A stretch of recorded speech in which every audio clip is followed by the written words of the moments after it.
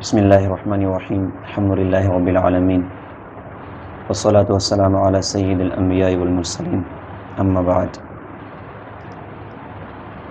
اللہ تعالیٰ نے اپنے کرم فضل سے ہم سب کو رمضان کا مبارک مہینہ عطا فرمایا۔ رمضان کا مبارک مہینہ برکتوں کا مہینہ ہے، رحمتوں کا مہینہ ہے۔ اس میں اللہ تعالیٰ کی رحمتیں بارش کے قطرات سے زیادہ برس رہی ہوتی ہیں۔ رمضان کے فضائل یوں تو بہت زیادہ ہیں۔ رمضان کی ایک بڑی فضیلت یہ ہے کہ اسی مہینے میں اللہ تعالیٰ نے پچھلی تمام کتابوں کو رمضان کے مہینے میں نازل فرمایا، اور اسی مہینے میں اللہ تعالیٰ نے قرآن پاک بھی نازل فرمایا۔ شہر رمضان الذی انزل فیہ القرآن وبینات من الہدی والفرقان۔ اللہ نے رمضان میں ہی قرآن پاک جیسی عظیم کتاب بھی اللہ تعالیٰ نے نازل فرمائی۔ اللہ تعالیٰ نے اپنے بندوں کی ہدایت کے لیے ہر زمانے میں انبیاء علیہم السلام کو دنیا میں بھیجا، اور موقع موقع سے جب ضرورت پڑتی گئی اللہ تعالیٰ نے انبیاء علیہم السلام پر بعض پر اپنی کتابیں بھی اللہ پاک نے نازل فرمائیں۔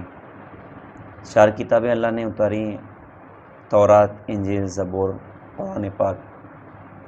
تورات حضرت موسیٰ علیہ السلام پر، انجیل حضرت عیسیٰ علیہ السلام پر، زبور حضرت داؤد علیہ السلام پر۔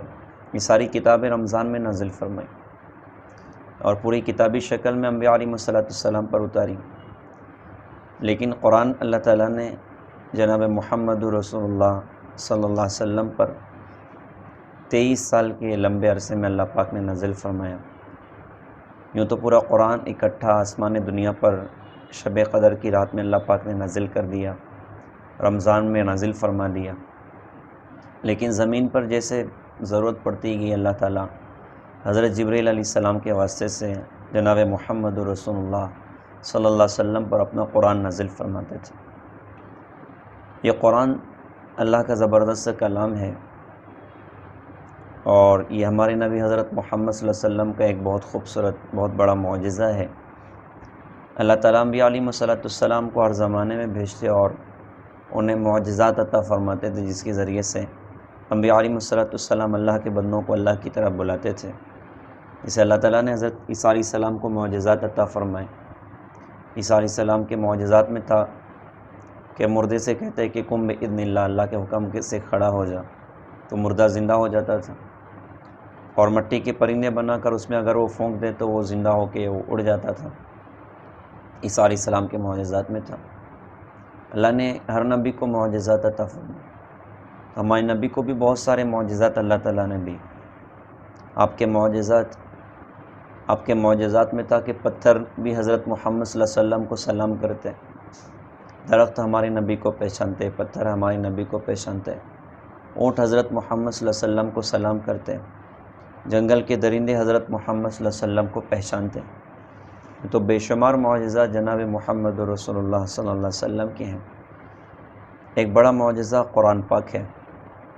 سارے معجزات تو ختم ہو گئے، لیکن قرآن کے معجزے کو قیامت تک کے لیے اللہ تعالیٰ نے زندہ کر دیا۔ یہ قرآن وہ زبردست کلام ہے اور وہ زبردست معجزہ ہے اس کے بارے میں اللہ تعالیٰ نے چیلنج فرمایا، وَإِن كُنتُمْ فِي رَيْبٍ مِّمَّا نَزَّلْنَا عَلَىٰ عَبْدِنَا فَأْتُوا بِسُورَةٍ مِّن مِّثْلِهِ وَادْعُوا شُهَدَاءَكُم مِّن دُونِ اللَّهِ إِن كُنتُمْ صَادِقِينَ کہ اگر تمہیں اس قرآن کے جس کو ہم نے اپنے نبی حضرت محمد صلی اللہ علیہ وسلم پر نازل فرمایا، اگر تمہیں اسے اللہ کا کلام ہونے میں کوئی شک ہے تو ایک کام کرو، ساری مخلوقات اکٹھی کر لو اور اللہ کو چھوڑ کر سب کو جمع کر لو اور قرآن کی کوئی ایک صورت ہی بنا کر پیش کر دو۔ تو فرمایا کہ یہ کام تو تم ہرگز کر ہی نہیں سکتے۔ قرآن جب اترا، حضرت محمد صلی اللہ علیہ وسلم نبوت کے اظہار سے پہلے مکہ میں آپ کو امین کہا جاتا تھا، صادق کہا جاتا تھا، اور لوگوں سے کہتے تھے، دوسرے علاقے والوں سے، کوئی تمہاری بستی میں کوئی ہمارے محمد جیسا ہو تو دکھاؤ، ایسا آپ کا مقام تھا۔ لیکن جب قرآن اترا اور آپ نے اللہ کی طرف دعوت دی تو اکثر لوگ مخالف ہو گئے۔ وہ تو 360 بتوں کی پوجا کیا کرتے تھے، اور اسلام کی دعوت تھی کہ بھئی ایک اللہ سے ہوتا ہے، اللہ کا کوئی شریک نہیں ہے، اور قرآن کی بھی یہی دعوت تھی کہ بھئی ہوتا تو اللہ سے ہے، کرتے تو اللہ ہیں، اور اللہ کے جیسا کوئی نہیں ہے، اور لا الہ الا اللہ، اور اللہ کے علاوہ کوئی معبود نہیں ہے، بس اللہ ہی ایک ہے جس کی عبادت کی جائے، جس کے سامنے سر کو جھکایا جائے۔ اور اس کو قرآن میں بہت ساری جگہ بیان بھی فرمایا۔ قرآن میں ارشاد فرمایا کہ امن خلق السماوات والارض، بھلا وہ کون ہے جس نے زمین اور آسمان کو پیدا کیا، وانزل لکم من السماء ماء، اور تمہارے لیے آسمان سے پانی برسایا، پانی کو اتارا، فانبتنا به حدائق ذات بہجہ، پھر ہم نے اس پانی سے بارونق باغ اگائے، ما کان لکم ان تنبتوا شجرہا، اور تمہارے بس میں نہیں تھا کہ تم ان کے درختوں کو پیدا کر کے دکھاتے۔ اِلٰہ مع اللہ، کیا ابھی بھی تم کہتے ہو کہ اللہ کے ساتھ کوئی اور معبود ہے؟ امن جعل الارض قرارا، بھلا وہ کون ہے جس نے زمین کو قرار کی جگہ بنائے، وجعل خلالها انہارا، اور اس کے بیچ بیچ میں دریا پیدا کیے، وجعل لها رواسی، اور اس میں پہاڑوں کی میخیں گاڑ دیں، وجعل بین البحرین حاجزا، اور دو سمندروں کے بیچ میں ایک آڑ رکھ دی۔ اِلٰہ مع اللہ، کیا ابھی بھی تم کہتے ہو کہ اللہ کے علاوہ کوئی اور معبود ہے؟ امن یجیب المضطر اذا دعا، بھلا وہ کون ہے کہ جب کوئی بے قرار اسے پکارے تو وہ اس کی پکار کو سنتا ہے، ویکشف السوء، اور اس کی تکلیف کو دور کرتا ہے، ویجعلکم خلفاء الارض، اور جو تمہیں زمین میں اپنا خلیفہ بناتا ہے۔ اِلٰہ مع اللہ، کیا ابھی بھی تم کہتے ہو کہ اللہ کے علاوہ کوئی اور معبود ہے؟ اور آگے ارشاد فرمایا کہ امن یہدیکم فی ظلمات البر والبحر، بھلا وہ کون ہے جو خشکی اور تری کے اندھیروں میں تمہیں راستہ دکھاتا ہے، وَيَرْزُقُكُم مِّنَ السَّمَاءِ وَالْأَرْضِ، اور جو آسمان و زمین سے تمہیں روزی پہنچاتا ہے۔ اِلٰہ مع اللہ، کیا ابھی بھی تم کہتے ہو کہ اللہ کے علاوہ کوئی اور معبود ہے؟ تو قرآن کا پیغام کہ اللہ کے علاوہ کوئی معبود نہیں۔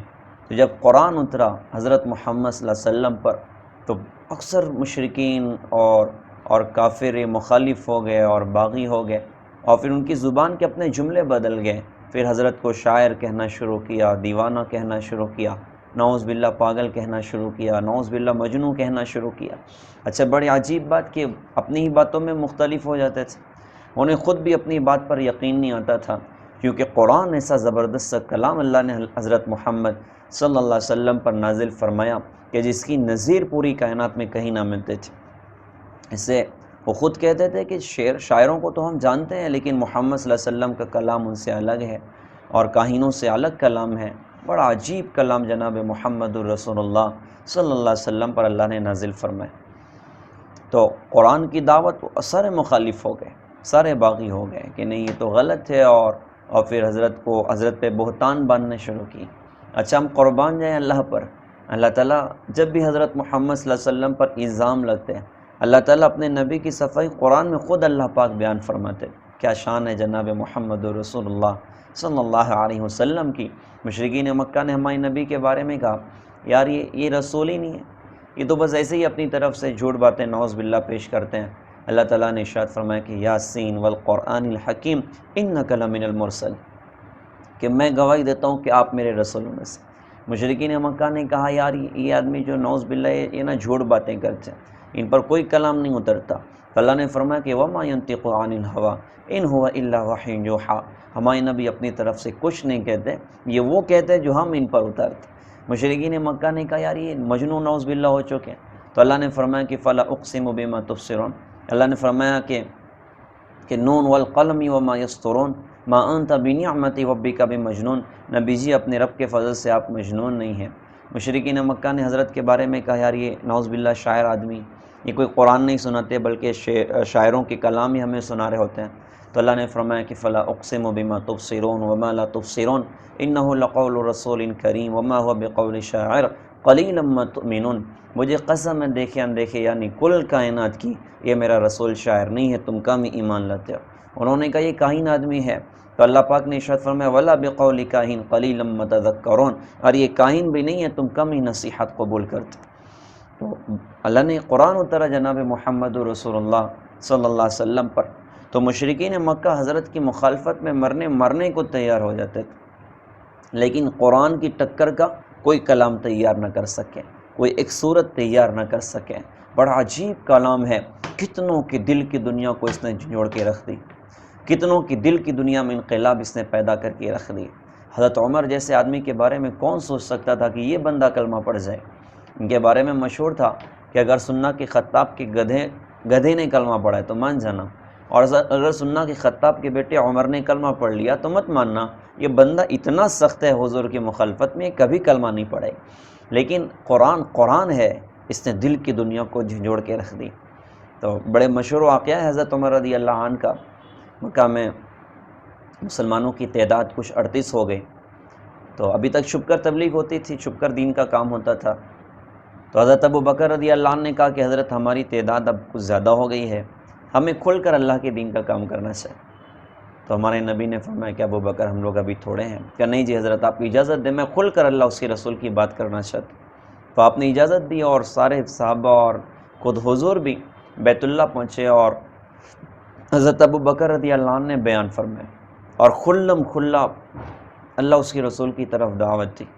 تو کیا اس سننا تھا، سارے مشرکین ٹوٹ پڑے، صحابہ کو مارا۔ حضرت ابو بکر رضی اللہ عنہ کو اتنا مارا کہ چہرہ بدل گیا، اور سر پر ہاتھ رکھے جاتے تو بال ہاتھ میں آ جاتے تھے۔ حضرت بے ہوش ہو گئے۔ ہر ایک کو یقین تھا کہ حضرت ابو بکر تو شہید ہو جائیں۔ ان کے خاندان والوں نے آ کے بیت اللہ میں اعلان کیا کہ اگر ابو بکر شہید ہو گئے تو بدلے میں عتبہ بن ربیعہ کو ہم قتل کر دیں گے۔ عتبہ نے بہت مارا تھا حضرت ابو بکر رضی اللہ عنہ کو۔ خیر بڑے سخت حالات ہو گئے مکہ میں، اور ہوتے ہوتے رات ہو گئی۔ ان کے سارے خاندان والے جمع تھے اور یہ ہوش میں نہیں تھے۔ رات میں کافی دیر کے بعد انہیں ہوش آیا، تو جیسے ہی آنکھ کھلی تو فوراً کہا کہ مجھے بتاؤ میرے نبی حضرت محمد صلی اللہ علیہ وسلم کا کیا حال ہے۔ تو رشتہ دار ناراض ہو گئے کہ جن کی وجہ سے یہ مصیبت آئی، ہوش میں آتے ہی ان کا ہی سوال کرتے ہیں۔ وہ ناراض ہو کے چلے گئے۔ ہم قربان جائیں، ہم تو عشق رسول کا صرف دعویٰ ہی کرتے ہیں، اصل تو صحابہ نے بتایا کہ عشق رسول کسے کہتے ہیں، نبی کی محبت کسے کہتے ہیں۔ موت کے منہ سے باہر آ رہے ہیں اور پہلا سوال کر رہے ہیں مجھے بتاؤ میرے نبی کا کیا حال۔ تو رشتہ دار ناراض ہو کے چلے گئے اور کہا کہ ان کو کچھ کھلا دیں۔ ماں نے کھلانے کی کوشش کی تو کہا کہ نہ کھاؤں گا نہ پیوں گا جب تک اپنے نبی کو نہ دیکھ لوں۔ کہا میں کیسے بتاؤں کہ ان کا کیا حال ہے، میں تو نہیں جانتی ہوں۔ کہا کہ تم ام جمیل کے پاس جاؤ، ان سے پوچھ کرو۔ وہ گئیں اور ام جمیل کو لے کر آئیں۔ انہوں نے دیکھا اور بتایا کہ اس وقت حضور حضرت ارقم کے گھر پر ہیں اور ٹھیک ٹھاک ہیں۔ تو کہا میں جب دیکھوں گا تو مجھے چین آئے گا۔ تو پھر ان کے سہارے سے اور ماں کے سہارے سے آپ رات میں حضرت ارقم کے گھر پہنچے اور حضور وہاں موجود تھے۔ اس موقع پر جب دروازہ کھلا اور اندر داخل ہوئے تو صحابہ کی نہ چیخیں نکل گئی، اور حضرت ابو بکر رضی اللہ عنہ حضور سے لپٹ کے خوب روئے، اللہ کے رسول بھی روئے، اور کہا کہ حضرت آپ ٹھیک ہیں نا، تو کوئی درد نہیں ہے، کوئی غم نہیں ہے۔ اس موقع پر حضور پاک صلی اللہ علیہ وسلم کی آنکھ میں بھی آنسو تھے۔ آپ نے اس موقع پر دعا فرمائی کہ اللہ دو عمر میں سے ایک عمر کے ذریعے اسلام کو قوت عطا فرما، یا تو عمرو بن ہشام یعنی ابو جہل کو ہدایت دے دے، یا عمر بن خطاب کو ہدایت دے دے۔ اور اللہ میرے دل کی چاہت ہے کہ آپ عمر بن خطاب کے ذریعے اسلام کو قوت عطا فرمائیں۔ تو ادھر تو دعا ہو گئی اور عرش کو ہلا دیا، اور ادھر صبح مشرکین مکہ اکٹھا ہوئے دار الندوہ میں اور کہا بھائی ان کا معاملہ تو بڑا طول پکڑ گیا اور یہ علی اعلان دعوت دے، اب نعوذ باللہ ان کی تو جڑ کاٹ دینا چاہیے اور نعوذ باللہ محمد صلی اللہ علیہ وسلم کو ختم کر دینا چاہیے۔ تو بھائی کون کرے گا؟ تو عمر موجود تھے مجلس میں، کہا بھائی یہ کام میں کرنے کے لیے تیار۔ اب وہ لوگوں نے کہا بھائی تم ہی کر سکتے، اور وہ نکلے پھر تلوار لے کے حضور کی تلاش میں۔ راستے میں ایک صحابی رسول نے انہیں دیکھا تو سمجھ گیا کہ کچھ نہ کچھ گڑبڑ ہے۔ کہ عمر کدھر جا رہا ہو؟ کہ نعوذ باللہ آج محمد صلی اللہ علیہ وسلم کو ختم کرنے جا رہا ہوں، اسلام کا چراغ بجھانے جا رہا ہوں۔ تو انہوں نے کہا کہ عمر جس اسلام کے چراغ کو بجھانا چاہتے وہ تمہارے گھر میں روشن ہو چکا ہے، ارے تمہاری بہن اور بہنوئی دونوں کلمہ پڑھ چکے ہیں، تم کیا اسلام کے چراغ کو بجھاؤ گے؟ آج بھی باطل قومیں اڑتی ہیں اور باطل اسلام کے دشمن اڑتے ہیں اور کہتے ہیں اسلام کو مٹا دیں گے۔ ارے تمہاری کیا اوقات ہے کہ تم اسلام کو مٹا کر دکھاؤ؟ اللہ کا دین مٹنے کے لیے نہیں آیا۔ یریدون لیطفئوا نور اللہ بافواہہم واللہ متم نورہ ولو کرہ الکافرون۔ یہ چاہتے ہیں کہ پھونکوں سے اسلام کے چراغ کو بجھا دیں، اللہ اپنے اسلام کو تو روشن کر کے دکھائے اور دنیا میں اللہ اپنے دین کو زندہ کر کے دکھائے۔ بڑی بڑی حکومتیں کھڑی ہوئیں، ان کے حکومت میں سورج غروب نہ ہوتا تھا۔ وہ بدبخت چنگیز خان جس نے صرف ایک بغداد شہر میں 18 لاکھ مسلمان کو ذبح کروا دی، اور پورا بخارا اور سمرقند اور تاشقند اور نیشاپور یہ سارے علاقوں کی اینٹ سے اینٹ بجا دی، اور مسلمانوں کی کھول کی ہولیاں اس بدبخت نے کھیلیں۔ اور عزم کر کے اٹھا تھا کہ دنیا سے اسلام کو مٹھاؤں گا، ارے وہ کیا اسلام کو مٹا تھا، اللہ نے اسے مٹایا، اور آج اس بدبخت کی قبر کا نشان بھی دنیا میں نہیں ملتا، اور اسلام اپنی آن بان شان کے ساتھ آج بھی دنیا میں زندہ ہے۔ تو اسلام مٹنے کے لیے تھوڑی آئے۔ تو کہا جس اسلام کے چراغ کو بجھانا چاہتے ہو تمہارے گھر میں روشن ہو گیا ہے، تمہاری بہن کلمہ پڑھ گئی، بہنوں ہی کلمہ پڑھ گئے، اتنا سننا تھا کہ غصہ فوراً ڈائیورٹ ہوا گھر کی طرف، وہ فوراً اپنی بہن کے گھر گئے، تو ان کی بہن حضرت ام جمیل اور ان کے شوہر حضرت سعید ابن زید، ان دونوں کو حضرت خباب ان کے گھر میں قرآن سکھا رہے تھے، قرآن کی تعلیم دے رہے تھے۔ اب دروازے پر حضرت عمر کی دستک ہوئی تو بہن اور بہنوں ہی گھبرائے، حضرت خباب گھبرائے، حضرت خباب نے دونوں کو چھوڑا اور اندر جا کر چھپ گئے۔ بہن نے ڈرتے ڈرتے دروازہ کھولا، تو جیسے ہی دروازہ کھولا تو حضرت عمر نے کہا کہ کیا تم بھی بے دین ہو گئے، یعنی کیا تم نے بھی کلمہ پڑھ لیا؟ تو کہا اگر عمر وہ دین صحیح ہو تو پھر بتا تیری کیا رہے۔ تو پھر بہن کو بھی مارا اور بہنوں ہی کو بھی مارا، بہن کو ایسا تمچا مارا کہ خون نکل گیا، مار پیٹ ہو رہی تھی۔ حضرت خباب بڑے گھبرا رہے تھے اندر کہ یار یہ تو بہن کو بھی مار رہے ہیں، بہنوں ہی کو بھی مار رہے ہیں، میں ہاتھ آیا تو بندہ تو گردن ہی مار کے چھوڑے گا۔ خیر مار پیٹ کے بعد غصہ ٹھنڈا ہوا اور قرآن کا پرچہ جس پر قرآن کی آیتیں لکھی تھی وہ باہر ہی رکھا رہ گیا۔ تو حضرت عمر کی نظر پڑی کہ بھائی مجھے بتاؤ اس میں کیا لکھا ہوا ہے؟ تو بہن نے کہا کہ تو ناپاک ہے اور ناپاک اس کو ہاتھ نہیں لگا سکتا، تو کیا کروں؟ غسل کرو۔ غسل کیا، پاک ہوئے، پڑھے لکھے آدمی تھے، قرآن پڑھنا شروع کیا۔ قرآن کیا کلام ہے، قرآن کیا خوبصورت کلام ہے، اور کیسے طاقتور الفاظ ہیں۔ تو اب حضرت عمر نے قرآن کی آیتوں کو پڑھنا شروع کیا، سورہ طٰہٰ کی آیتیں لکھی تھیں، پڑھنا شروع کیا۔ بسم اللہ الرحمن الرحیم، طٰہٰ ما انزلنا علیک القرآن لتشقی الا تذکرۃ لمن یخشی تنزیل ممن خلق الارض والسماوات العلی الرحمن علی العرش استوی لہ ما فی السماوات وما فی الارض وما بینہما وما تحت الثری وَإِن تَجْهَرْ بِالْقَوْلِ فَإِنَّهُ يَعْلَمُ السِّرَّ وَأَخْفَى اللَّهُ لَا إِلَهَ إِلَّا هُوَ لَهُ الْأَسْمَاءُ الْحُسْنَى۔ یوں پڑھتے پڑھتے اِنَّنِي أَنَا اللَّهُ لَا إِلَهَ إِلَّا أَنَا فَاعْبُدْنِي وَأَقِمِ الصَّلَاةَ لِذِكْرِي، یہاں تک پہنچے دل کی کیفیت بدل گئی، قرآن نے جھنجھوڑ کے رکھ دیا، قرآن نے دل کی دنیا کو موم کر کے رکھ دیا کہ بھائی مجھے بھی لے چلو محمد صلی اللہ علیہ وسلم کے پاس، میں بھی کلمہ پڑھنے کے لیے تیار۔ حضرت خباب کان لگا کے سن رہے تھے، ایک دم باہر نکلے اور نکل کے کہا کہ عمر تجھے مبارک ہو، لگتا ہے کل رات کی میرے نبی کی دعا تیرے حق میں قبول ہوگی۔ کہ حضور کدھر ہے؟ کہ اس وقت حضرت ارقم کے گھر ہیں۔